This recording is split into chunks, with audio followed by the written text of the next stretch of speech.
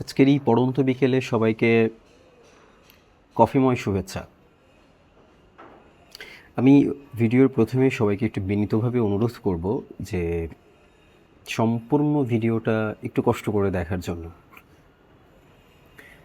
সম্প্রতি একটা বিষয় নিয়ে অনেক বেশি সমালোচনা হচ্ছে, যারা রবীন্দ্রনাথকে ভালোবাসেন, কবিতাকে ভালোবাসেন। আশা করছি আমার এতটুকু কথা বলার মধ্য থেকে অনেকেই বুঝতে পেরে গেছেন যে আমি আসলে আজকে কী বিষয়ে কথা বলতে চাচ্ছি। নতুন কিছু তৈরি করাকে আমি খুব বেশি সমর্থন করি, মানে আমার ভালোই লাগে। মানে বিশেষ করে কবিতাকে যদি বহুমাত্রিকভাবে উপস্থাপন করা যায়, শুধু কবিতা না, শিল্পের যে কোনো মাধ্যম, সেই মাধ্যমটাকে যদি বহুমাত্রিকভাবে উপস্থাপন করা যায়, তাহলে আসলে তার বিস্তৃতিটা লাভ করে, অনেকের মধ্যে সেটা পৌঁছয়।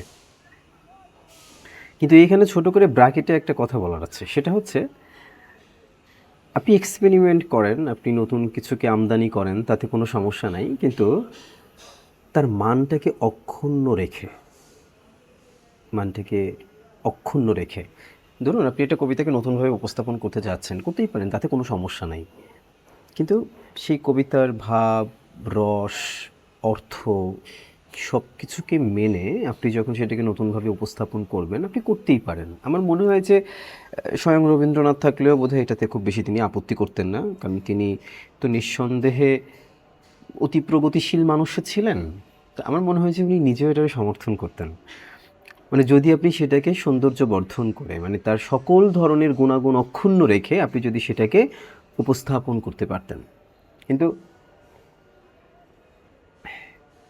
এটা কি আসলে কোনো নতুনত্ব বলে না? মানে যখন আপনি একটা জিনিসের মূল উপজীব্য বিষয়টাকে যদি ধ্বংস করে ফেলেন, তখন আর সেখানে কোনো নতুনত্ব থাকে না। মানে আপনি ধরেন একজনকে তার চুলটাকে কেটে, তাকে সুন্দর পোশাক আশাক পরিয়ে, তাকে সুন্দর করে মেকআপ করে আপনি তাকে নতুনভাবে উপস্থাপন করতে পারেন, যে বিভিন্নভাবে তাকে আপনি উপস্থাপন করতে পারেন। আপনি বলতে পারেন আমি তাকে নিয়ে এক্সপেরিমেন্ট করেছি, আমি তাকে নতুনভাবে উপস্থাপন করছি।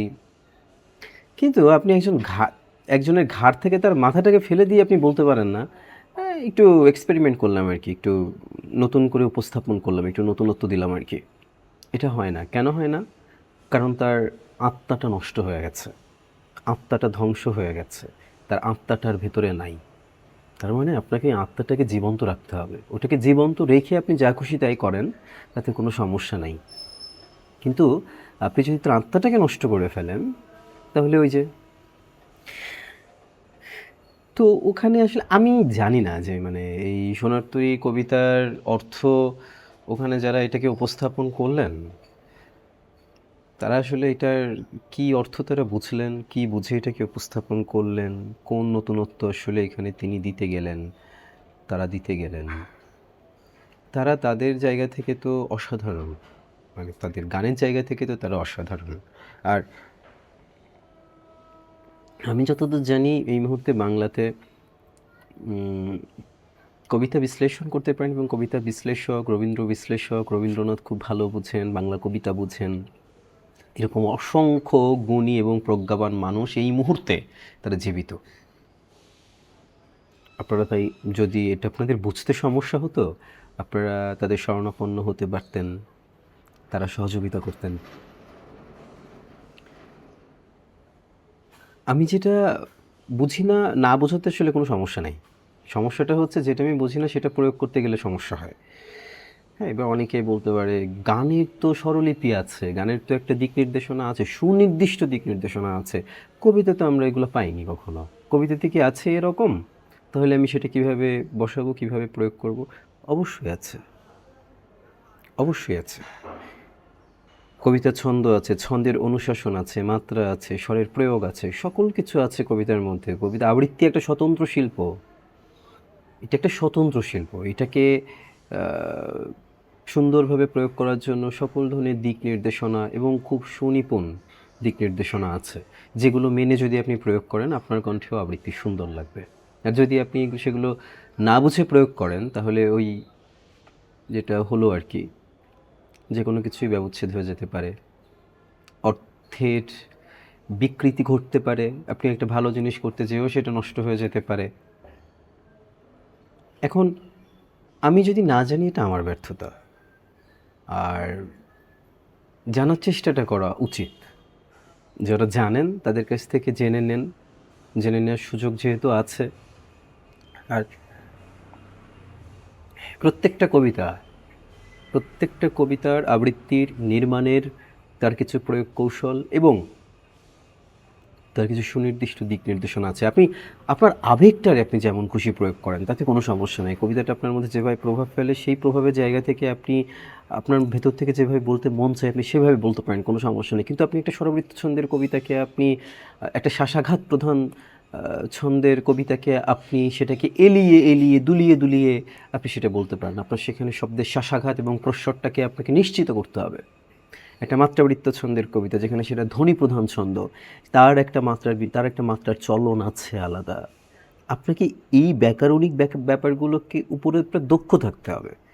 এরপরে আপনি আপনার যে মুনশিয়ানা, আপনার যে বোঝাপড়া, সেটারে আপনি প্রয়োগ করতে পারেন। একটা অক্ষরবৃত্ত ছন্দের কবিতাকে সেটারে আপনি ওই শ্বাসাঘাত প্রধান ছন্দের মতো আপনি সেভাবে সেটারে প্রয়োগ করতে পারেন না, এবং আপনি সেটা করে দিয়ে বলতে পারেন না যে আমার এইটা এভাবে বলতে মন চেয়েছে তাই আমি বলেছি, এটা এভাবেই বলা যেতে পারে না। এভাবে বলা যেতে পারে না। কেন আপনি এভাবে বলবেন? যেটাই শিল্প, তার একটা দিক নির্দেশনা থাকে, তার কিছু নিয়ম থাকে। নিয়ম না জেনে নিয়ম ভাঙতে হলেও আপনাকে নিয়মটা জানতে হয়। নিয়ম না জেনে কিন্তু নিয়ম ভাঙা যায় না। আপনাকে নতুন কিছু তৈরি করতে হলে আপনাকে পুরনো জিনিসটাকে আপনাকে গ্রহণ করতে হবে। আর পৃথিবীতে যে জিনিসটি চিরন্তন, যে জিনিসটা ইউনিভার্সাল, জিনিসটা শাশ্বত, সেটার পরিবর্তন করা যায় না। আপনি সেটার মধ্যে নতুনত্ব নিয়ে আসতে পারেন, কিন্তু সেটাকে ভেঙে চুরে দিয়ে না, সেটাকে মেরে ফেলে না। আমি জানি না আসলে ওটা যারা শুনেছেন এটা কীভাবে নিয়েছেন আপনারা, আপনাদের কাছে কেমন লেগেছে। কিন্তু আমার মনে হয় যে এইভাবে আসলে এইভাবে ছেলে খেলা করাটা মনে হয় ঠিক না। আমরা যারা প্রমিত উচ্চারণের কথা বলি, আমি বোধ করি আমাদের 90 দশকের যারা আছে, যারা আমরা প্রমিত উচ্চারণের কথা বলি, আমাদের এই কথা বলার পেছনে বাংলা নাটকের বা মূলধারার যে মিডিয়া, টিভি চ্যানেল থেকে রেডিও থেকে শুরু করে, এটার অনেক বড় একটা প্রভাব আছে। তখন আমাদের সময়কার অভিনেতা এবং অভিনেত্রীরা তারা খুব সুন্দর করে কথা বলতেন, খুব প্রমিত উচ্চারণে কথা বলতেন, খুবই প্রমিত উচ্চারণে কথা বলতেন। দুইটা ভাষায় প্রয়োগ করতেন, হয় প্রমিত উচ্চারণে কথা বলতেন, নতুবা তারা আঞ্চলিক ভাষায় কথা বলতেন। তারা বিকৃত ভাষায় কথা বলতেন না, তারা বিকৃত বাংলাতে কথা বলতেন না। যেটা ইদানিংকালে না, বেশ আগে থেকেই এই বাংলা নাটকের এই প্রভাবে এখন অনেক ভালো নাটক হচ্ছে, কিন্তু তার ভেতরে অনেক খারাপ হয়ে গেছে। এটা হচ্ছে সমস্যা। রেডিও বলেন, মূলধারার মিডিয়া বলেন, মানে এমন একটি বিকৃত বাংলা প্রতিষ্ঠিত হয়ে গেছে, সেই বাংলাটাকে গ্রহণ করতে যে আজ যার বয়স, যে একেবারে ছোট, সে যখন প্রথমেই এই ধরনের কথাবার্তাগুলো শুনছে, কি শিখবে সে? সে কীভাবে বুঝবে বাংলার সৌন্দর্য কী? সে তো এটা বোধ করতে পারবে না। আপনি তার কাছ থেকে কিভাবে সুন্দর প্রমিত উচ্চারণের বাংলা প্রত্যাশা করেন?